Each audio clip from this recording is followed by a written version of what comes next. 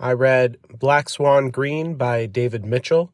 This is Mitchell's fourth book, and it's the fourth book that I'm doing in his interconnected series. I don't think it really has a name. A lot of people online call it the Mitchell verse.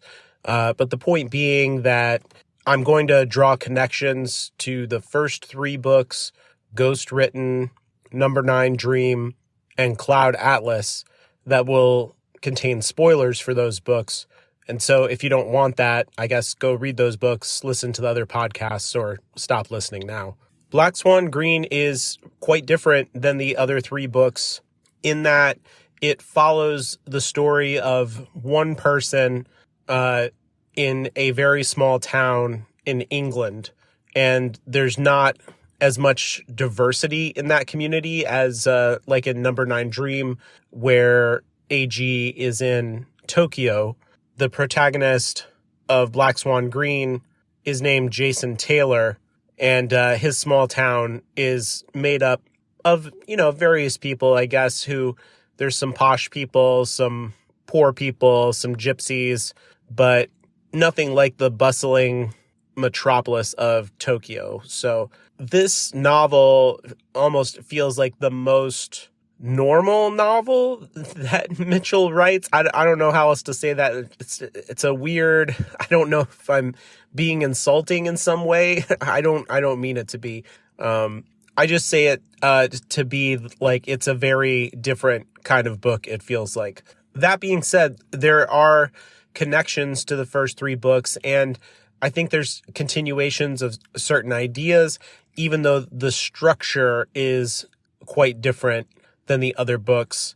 This book, for me, kind of kicks off a whole new way that the rest of the books will work compared to the first three books. That being said, you could see some kind of other larger structure, I guess, where with Ghost Written, there are several different protagonists throughout the book. And then in his second book, Number 9 Dream, there's one primary protagonist. And then in Cloud Atlas, there are 6 different protagonists. And now in this book, there is one protagonist. So we're going from several to one. So that itself is a kind of pattern. We could see if that bears out in the next books. Spoilers, it kind of won't. Or I guess it will if you look at it in an inverted way. It doesn't really matter. Structure is not everything. It's just an easy thing to talk about, and it's kind of interesting to look at in terms of the mechanics of everything. But getting back to Jason Taylor, who is the 13-year-old protagonist of this book, he is a young man young man, that's kind of the point of the book, right? Like he's right on that teetering edge between childhood and adulthood. He has a very bad speech impediment, and we start off in January or early in the year, in the middle of winter, in his small town, which is Black Swan Green. That's the name of the village where he lives. So that is the name of the book as well. So place is obviously extremely important in terms of theme. And when we think about place with David Mitchell's work, we can see, the first book was global. The second book was fixed in one city for the most part, but that city itself had kind of swallowed the whole world. And then in his second book, we move both through place and time in very large ways all over the globe. And so this is just like a much quieter book. It's a much more concentrated book. The amount of time that passes in this book is about 1 year, and the place, never moves outside of Black Swan Green. And so it's very, very focused. That being said, the gap between childhood and manhood, in this case, adulthood and childhood, is a huge gap. It kind of contains everything. And I think that there are lots of examples that are brought in throughout the book that have to do with all of life, including like conception, babyhood, all the way to like end of life circumstances. and even end of, like death itself. And so it's not just about this 1 year of a boy's life, I guess, or that 1 year of a boy's life, Mitchell is saying contains everything. So we don't have to move across centuries like we did in Cloud Atlas. We can move in a much narrower space of time, but still capture so much of the human experience in that narrow time. And that's just another really impressive thing about Mitchell's writing and the way that his voice is able to capture so much about what it means to be a person.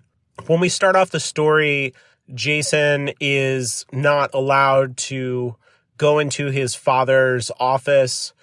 We kind of see that his family is upper middle class, I guess. They're kind of a bourgeoisie family. He has him and his sister, and then his mother and father, 2 kids, a boy and a girl, a nice big house. The father works, the mother stays at home. So this is like the kind of like typical ideal capitalist situation for the 1980s in England. I don't know. This is supposed to be like to Americans like the Leave It to Beaver, just like Donna Reed, 1950s American dream type of thing.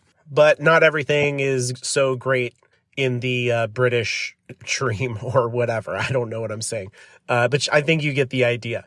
The point being that his father is very closed off to him. This adult world is very closed to Jason. There's lots of rules. There's lots of anxiety that Jason has around areas of his home. The energies that he senses around his parents and his sister.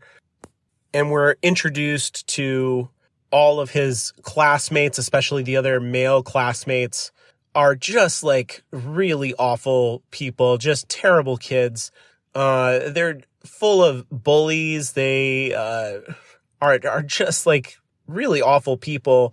I know that a lot of people say that this book is highly influenced by Mitchell's own childhood.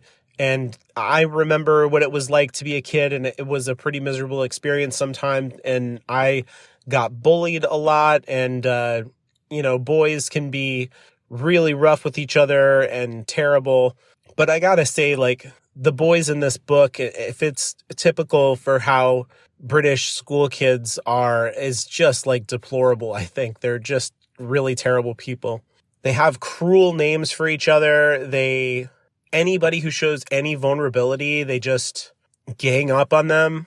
They play very violent games that get people very hurt, like broken arms and stuff like that. So just there's a lot of violence that flies under the radar of the adults in the community. The adults themselves seem pretty negligent, unaware. They're tuned into their own situations, and they're not paying attention to the kids, and they're not behaving all that great either. So maybe the kids are just learning from the bad adults in the situation. At this point, because it's early January and it's winter, the local lake has frozen, or pond or whatever, and Jason goes out on it and is messing around in the ice, and he's wearing his grandfather's watch that was handed down to him from his father. And it was like a special watch that his grandfather used in one of the world wars, I think World War II.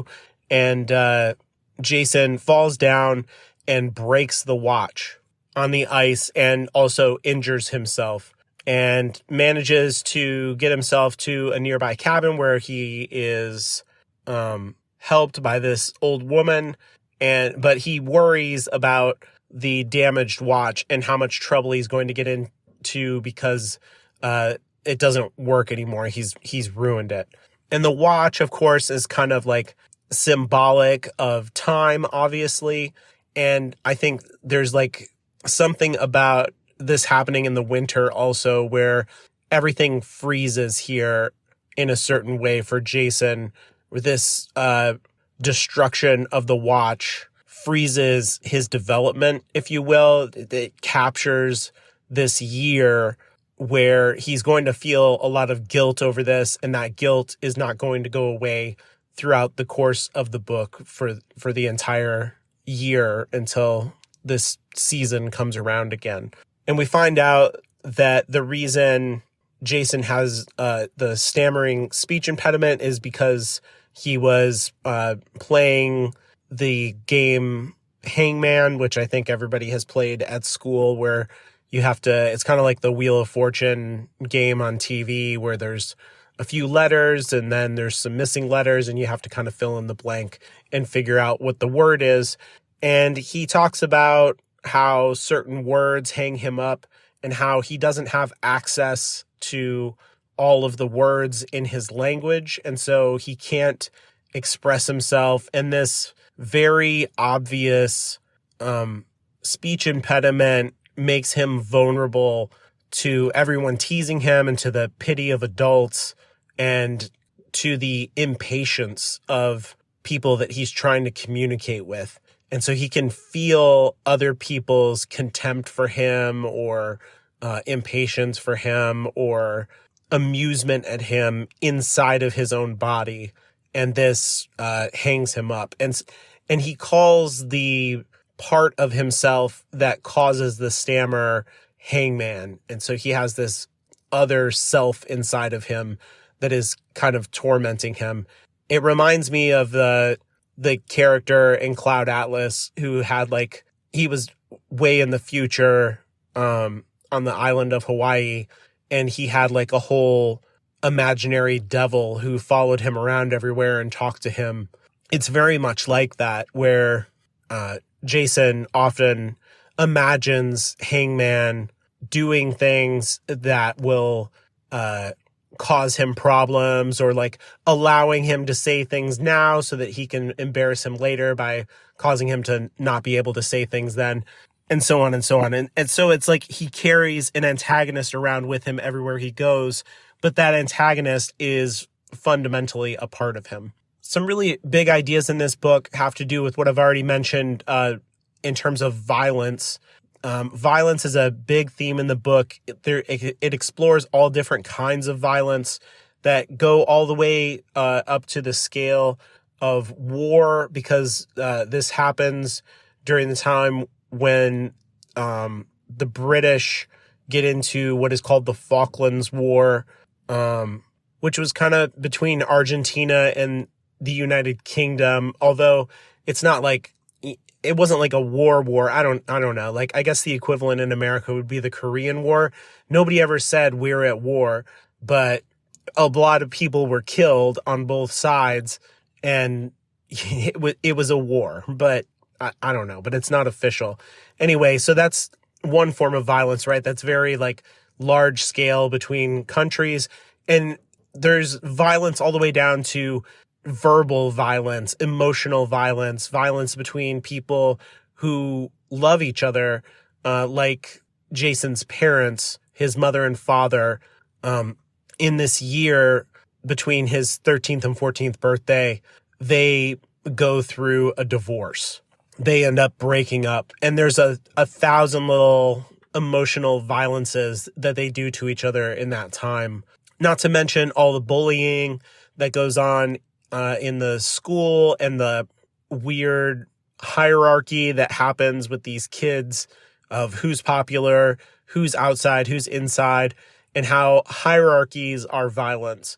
But also there's violence of hierarchy within the community, because there's the Romani people who live adjacent to the town, but are not welcome in it. But at the same time, they run the carnivals and they will help out people with odd jobs. Some of the people who live in the community and have lived there for generations are descended from those Romani people, but they're not considered to be part of that middle class that Jason's family is. And so Jason's family, his dad would look down on those people, but then his uncle and aunt, I think his maternal aunt, and her husband look down on Jason's family because they make more money than them. And so they think that that means that they must be better than them. And so there's just all kinds of hierarchies and the violence of those hierarchies. All of that stuff is part of those themes. And sometimes like the violence is seen to Jason as something that is powerful or attractive. He's interested in violence, and he wants to, like, when the war breaks out, he starts to keep a scrapbook about it. He's sure that this will be something that no one will ever forget throughout the entire history of humanity. This will be as important as something like the Trojan War in the Iliad or something like that. People will talk about it forever. And it's like barely even a blip in history, these like 40 something years later.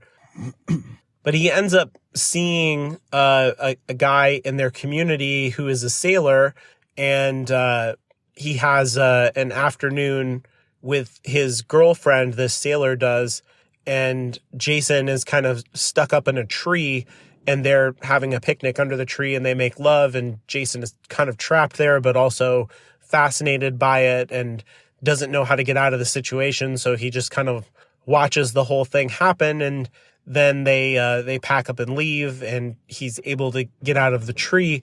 And then soon after that, the sailor is killed in the Falkland War. His ship sinks or something like that. And the entire community is affected by this, but Jason especially, his relationship to the war changes, his relationship to the way he sees that violence. It's not a cool story that's like interesting and romantic in that same way. Something really personal has changed for him, and he thinks about how is his girlfriend going to feel about that, and eventually you find out that she became pregnant from that. So they conceived a baby there, and he saw that happen, and that baby is never going to know its father. And all of that like affects his relationship to violence around the war. And also, of course, experiencing violence at school. He would like to be powerful and violent back to some of the bullies, but when he sees his mother and father fight with each other, he hates it. He just wants them to care more about each other and treat each other tenderly and with love than worrying about like who is right and who is wrong at any given time, and like trying to get the upper hand on each other instead of trying to take care of each other and be loving. And so I think a big part of his growth and his step into adulthood is to get away from seeing violence as this very simple or romantic or exciting thing, and understanding the true damage and harm that comes from violence and the responsibility that exists around violence and the way that violence affects people's lives on a national scale, but all the way down to the scale of families and individual people.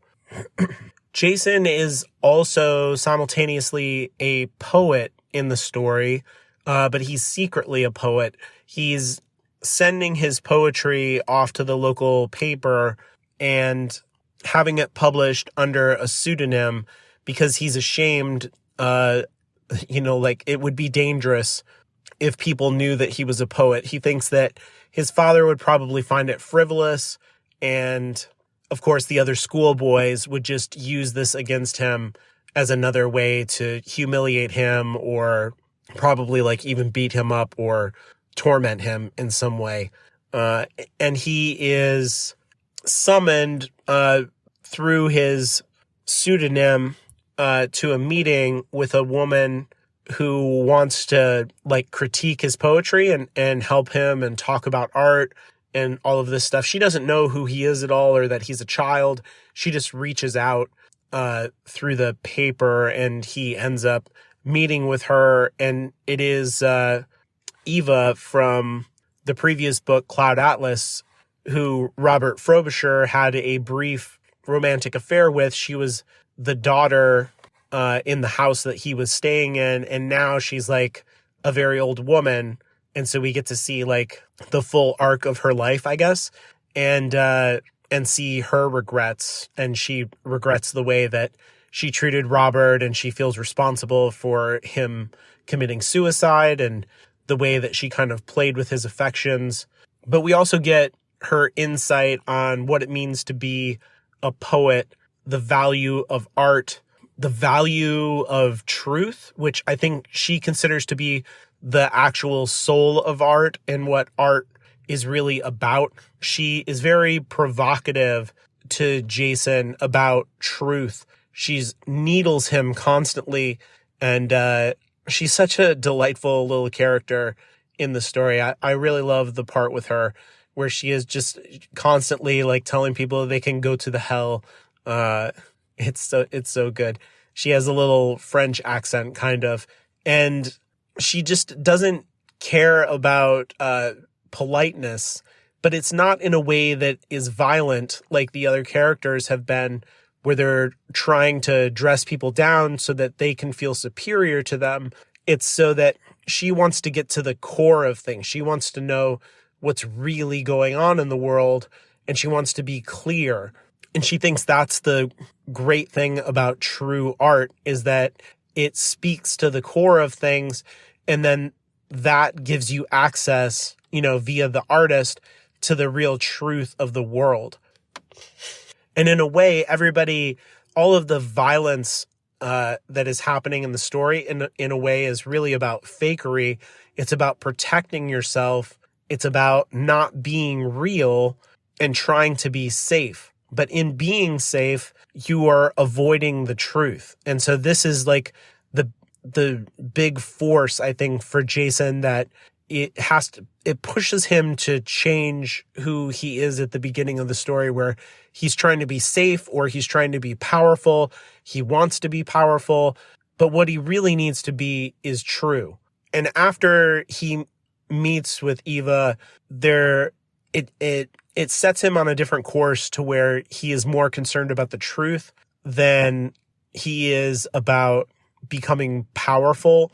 And he looks for things, like we start to notice different things in the characters. So for example, he ends up going on a trip with his father. That's kind of like a little business trip type of situation. And while he's out with his dad, his father kind of hands him off to his assistant, or like a guy who works for him, basically, because the president of his organization shows up, and his dad feels that he needs to schmooze, and that schmoozing is more important than spending time with his son. And so he hands his son off to his employee, who, has dinner with him and like hangs out with him for a little bit. And then his dad promises that he will come back and they'll go to the movie theater and watch a movie. But he never ends up doing that. And then when they finally do end up spending some time together, his father gets a little bit vulnerable and shares some stuff about his own childhood with Jacob and, or Jason, not Jacob. And he tells him about how his father, or Jason's grandfather, was a rock hound, and he collected fossils, and he tells him like the true name of the fossil that Jason has. And then the president of the company comes around and talks to Jason's dad, and he notices the fossil, and he calls the fossil by like the completely wrong name. And Jason tries to correct him, and the president's like, "No, you don't understand anything, kid. You don't know what this fossil is. I know what the fossil is." And then he looks at Jason's dad and he's like, "I'm right, aren't I?" And Jason's dad's like, "Oh yeah, absolutely. You're right, sir. You're right about that." And he sees that his father has no integrity, that he's spineless, both in his actions in terms of like dumping his son to try and suck up to his boss.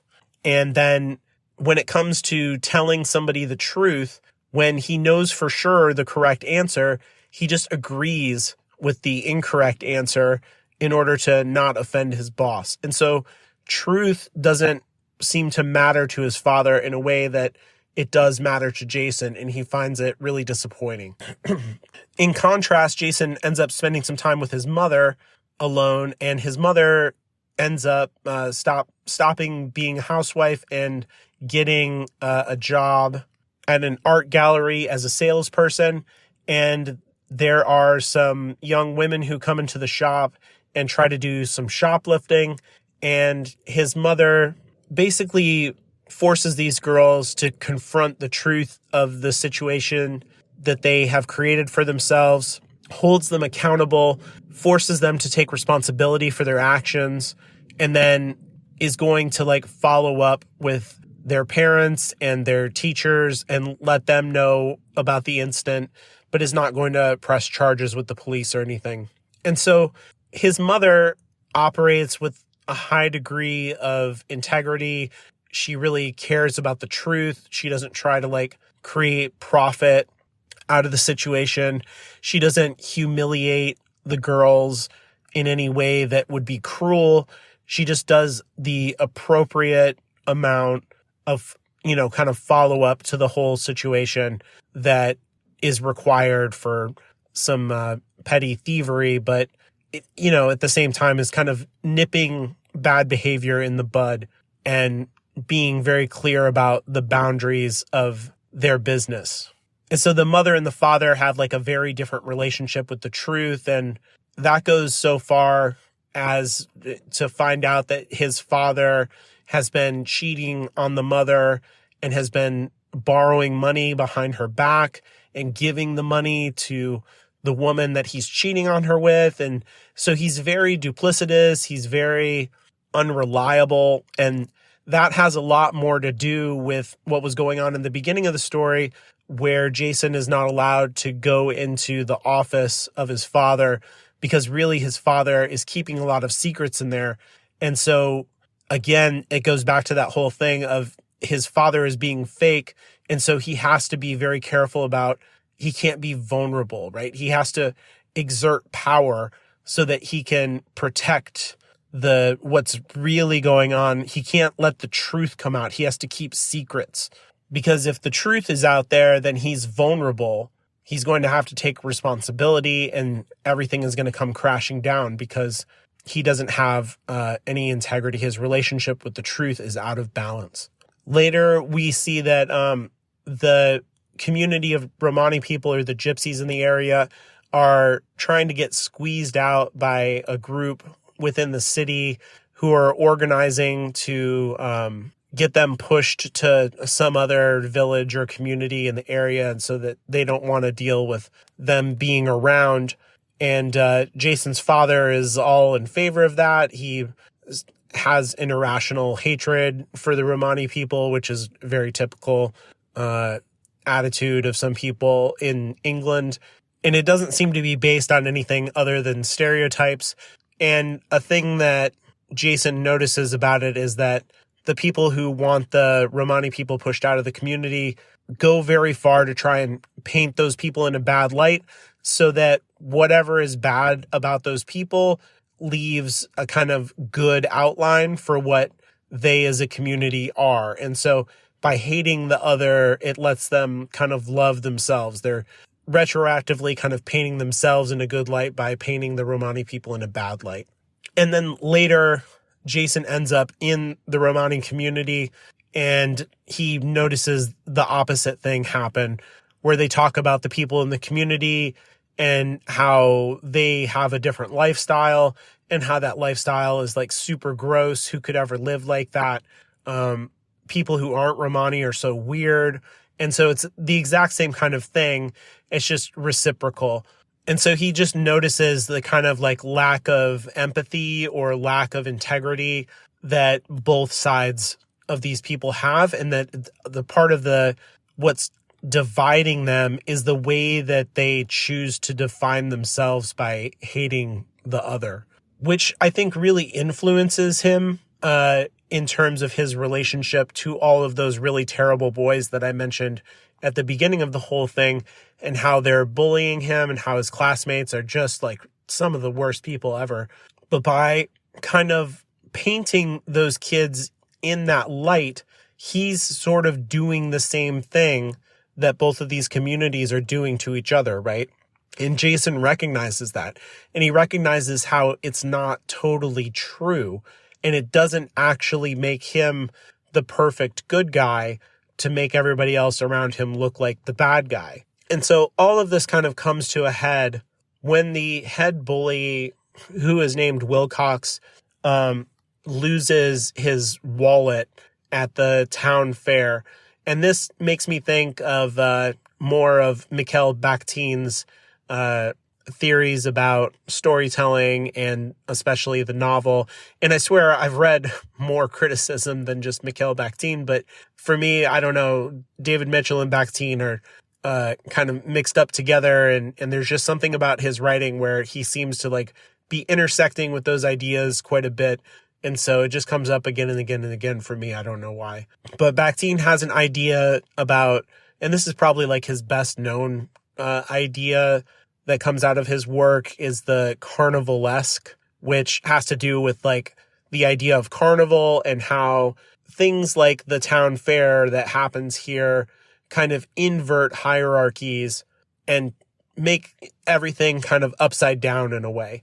And so it's like at a carnival, the king will be like the peasant will be like the king, the child will be like the parent will be like the child. And we see how the community was standing against the Romani people, but the Romani people are the quote unquote business owners and the people who are taking the money and organizing everything at the fair. They're the ones who run the rides and sell the tickets and police the grounds and all of that stuff. And the townspeople are the ones who come in and make the mess and destroy the property and puke on everything. And so like all of the stereotypes that they have about each other, just, I don't know, they got all mixed up and inverted. So you can see that things are a little bit topsy-turvy in that way.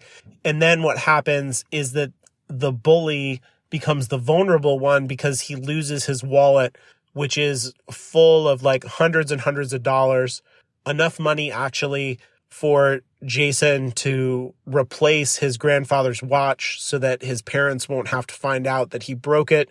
But he finds out that like this money is not just like Wilcox's spending money or something. It has to do with like his family, and his father is going to probably like literally put his son in the hospital over losing this money because he's an abusive, horrible person, which is probably a big part of why Wilcox is a horrible person. And so he thinks about like what is true, what is good, what kind of person does he want to be? How does he want to sketch other people? And how does that kind of reciprocally sketch him? Does he want to be like his parents have been? Does he want to be the way that these communities have been? Or does he want to kind of follow his conscience? And so even though Wilcox hates him, even though he hates Wilcox, even though Wilcox is such a terrible guy, he gives the wallet back to him. And even though that, he gives the wallet back to him and kind of solves the problem and he feels better about it, Wilcox still ends up getting into like a terrible accident and ends up becoming, he loses a leg over it, becomes terribly crippled. So he kind of perpetuates or perpetrates violence on himself, I guess, is what I'm saying. And it's not Jason who causes him to go to the hospital by getting beaten by his dad. It's Wilcox who sends himself there through his own behavior. Another character who I haven't mentioned up to this point that's in this book and draws a connection to Ghost Written is a young Neil Brose, who was the corrupt lawyer who lived in Hong Kong but came from England. And he is a schoolmate of Jason's here in Black Swan Green. So this is the town that Neil Brose is from.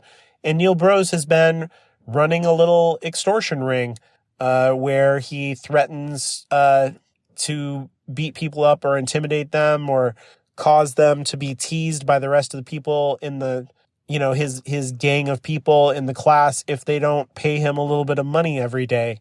And Jason decides, like, after this whole thing with Wilcox, that he's done with dealing with this kind of situation. And now he's just going to put the truth out there.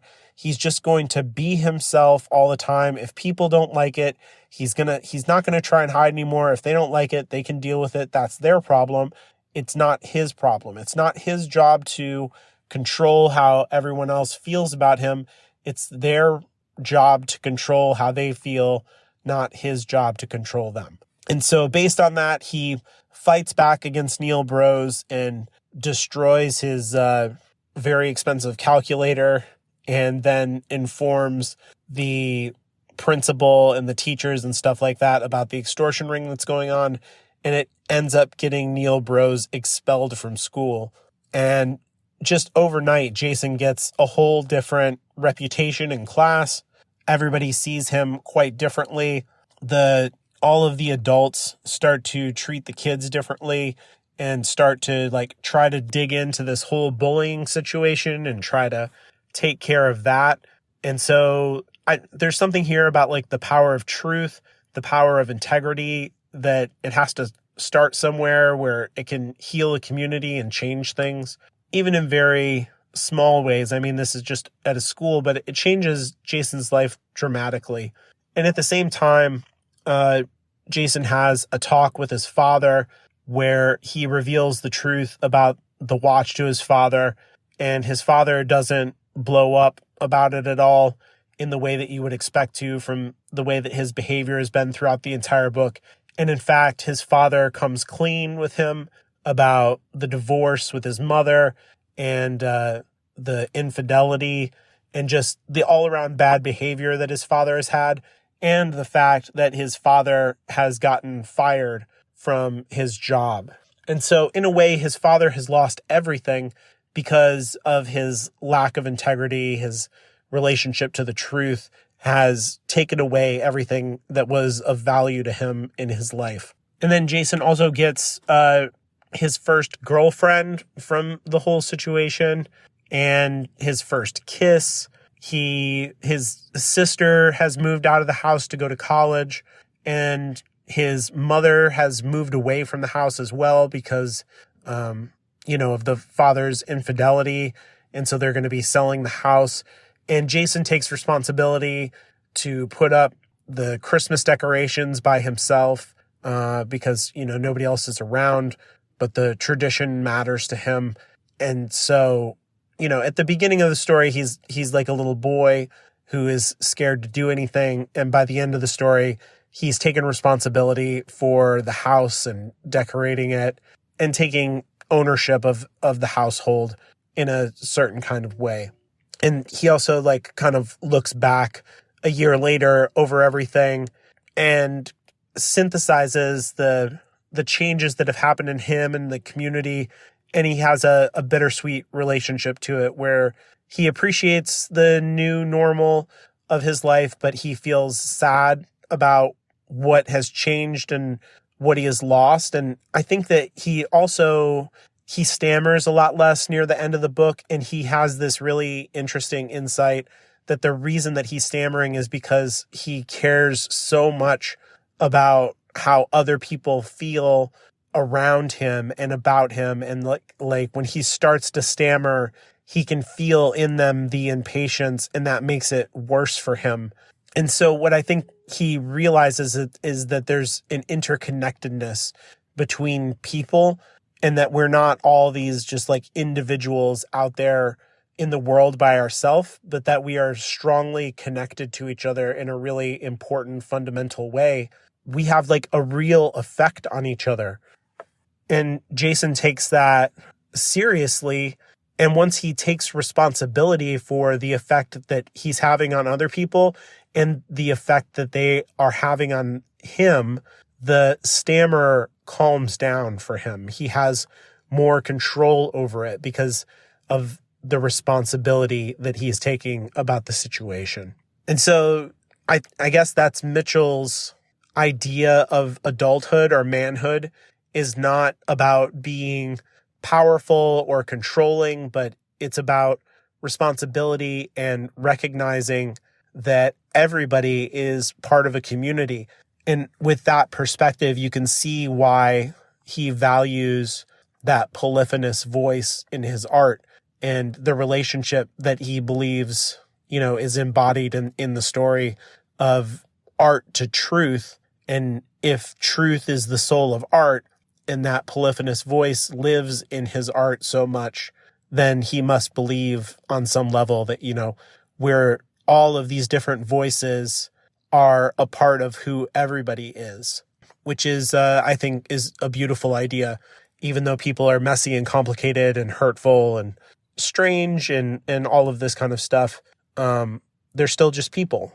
And everybody has an inherent dignity and value, which comes shining through his work, I think. So, and then this book as a single narrative will continue to roll structurally into the next book, The 1,000 Autumns of Jacob de Zoet, which I'll be reading next time.